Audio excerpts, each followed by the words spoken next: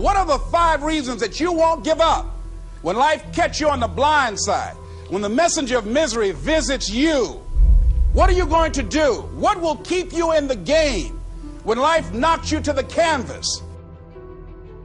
Life's going to punch you right in the face. Life's going to fire you over and over again. You're going to be told you're not good enough. Your faith is going to be tested. Your family's going to look you in the eye and say, how do we get health insurance the next month? I don't know. But I know we're going to make it.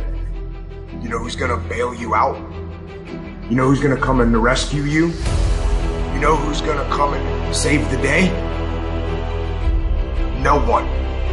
No one's going to come and do it for you. You're going to have to do it all yourself. See, the Buster Douglas that fought in the last fight was not the Buster Douglas that fought Mike Tyson.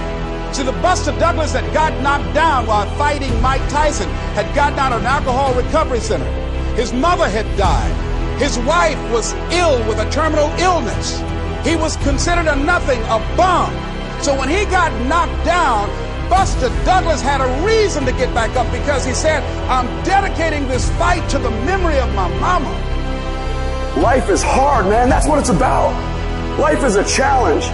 If you don't work as hard as you can, if you don't sacrifice everything, if you don't get rejected and keep coming back for more, if you don't get your loyalty tested and your faith tested, you don't love that thing if you bail out. So if you fought through all that, that's love. So you got to have some reasons that when life knocks you down, and it's going to. Hello, it's going to knock you down. When people disappoint you, and that's going to happen. When they betray you, and that's going to happen. When they lie to you, and that's going to happen. When they say, oh, you can count on me, and they won't show up, and that's going to happen. When you want to throw in the towel and give up yourself, and that's going to happen. When life collapses on you and catch you on the blind side, what reason can you remember that you can call on, that you can reach on, that can make you get back up? Find that reason. Because when life had knocked me down, I said, life, I'm doing this because I want to make my mama proud of me. I'm doing this because I want my children to have a better life than what I have. I'm doing this because all my life I've been told I'd be a loser, that I wouldn't make it. I'm doing this to make them a lie. I believe like Frank Sinatra, he said the best revenge in life is massive success. I'm doing this so I can become massively successful.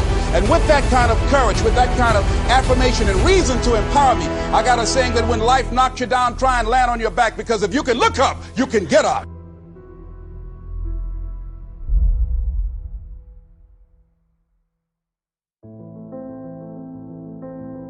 You don't have to be grim, but you do have to be serious. Hey, everybody hopes things will get better, but remember, the future does not get better by hope. It gets better by plan. And hope unaided by clear plans can finally become an illness. There's a Bible phrase that says, hope long delayed makes the heart sick. It's a sickness. I used to have the illness known as passive hope. It's bad. And there's one that is even worse, and that is called happy hope. That is really bad. The man is 50, and he's broke, and he's still smiling. That's bad. So get serious.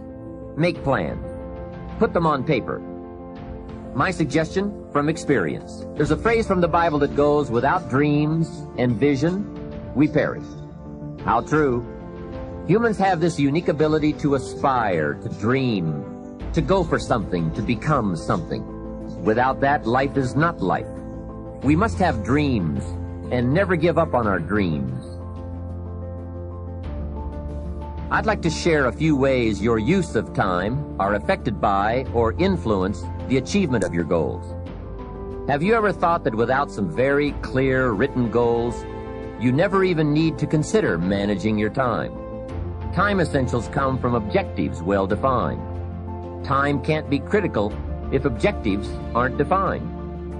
Now you might be one of those uniquely fortunate individuals who can keep all their objectives and purposes clearly defined in their minds and operate from that. But I wouldn't take the chance. Write your goals down and set careful priorities. Sometimes priorities are determined by the season. For a farmer in springtime, the season dictates his most important activities. During the spring, a farmer must work around the clock, burn the midnight oil, and keep the equipment running because he has only this small window of time for the planting of his crops. One of the difficulties of living in an industrialized society is the losing of the sense of seasons. When to pour it on, when to ease back, when to take advantage. It's easy to keep going from 9 to 5, year in and year out, and lose a natural sense of priorities and appropriate time. Don't let one year just blend into the next. Keep an eye on your own seasons, lest you lose track of values and substance. Part of setting priorities is learning to separate major activities from minor activities. This is a whole skill in itself, but once you have learned it, it will pay dividends you won't believe. So learn to put everything on your mental scales to be carefully weighed before you spend time or money. Of your sanity is socially distributed. And what I mean by that is, well, let's say that you know how to behave. You're well socialized. You can play with others. Now, I said already in this conversation, if you didn't learn to play with others between the time you were 2 and 4, you will never learn. And psychologists have beat their heads against the wall trying to rehabilitate antisocial children. They can't do it after the age of 4. Is that because areas of the brain just don't develop? Well, it seems to be partly because the kids fall farther and farther behind.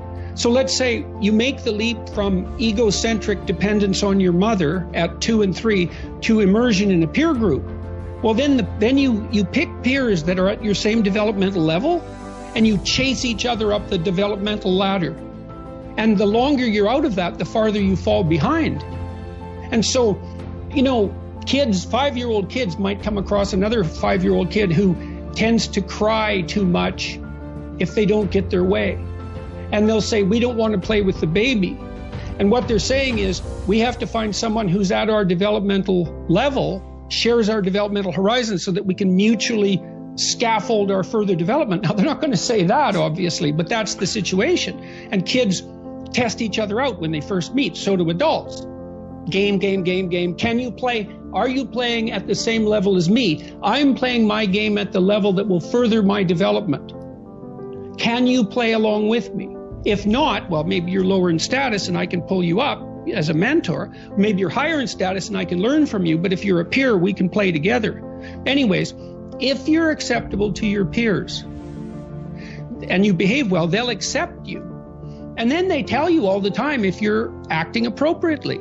If your jokes are funny, if you're dominating the conversation, if you're bringing something of value to the table. And all you have to do is pay attention to the social cues, and you'll keep yourself regulated. And at the end of the day, you're going to get what you focus on. They're both true. This is both the most amazing time that's ever happened, ever in recorded history. And yet real things that are terrifying are also happening. But where you put your energy, where you put your attention, where you put your focus, is going to determine what you see. And that is the most fascinating and the most important thing you have to understand about the way that your mind works. You get what you focus on. If you focus on the things that are bad, they will become real. They will become exaggerated. They will begin to monopolize your thoughts. You'll see them everywhere. It's called the reticular activating system. Your mind is literally designed to pay attention to the things that you notice. Once you notice a certain car, you see it everywhere. Once you notice a certain dog, you see it everywhere. Once you hear a certain name for the first time, suddenly you realize that name has been all around you this entire time. But now that you're focusing on it, now that you're looking for it, it is everywhere. So whatever you look for, it's going to be everywhere. If you look for the negative, it'll be there. But if you look for the positive, it will overwhelm you. When you manage something, you do so to keep it going. Well, you don't need to keep time going. You don't even need to watch it. You can be completely unaware of it. You can go to sleep. Doesn't matter. Time just continually moves. Doesn't need you. It doesn't need me. It just keeps moving. We don't need to do time management because there's nothing to manage. It's automatic. It continually moves. What we need to do is priority management.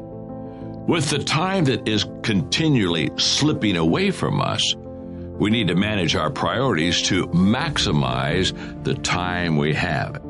So don't manage your time, maximize your time. How? By doing the things that are the most important to do at that moment. Make every day your masterpiece.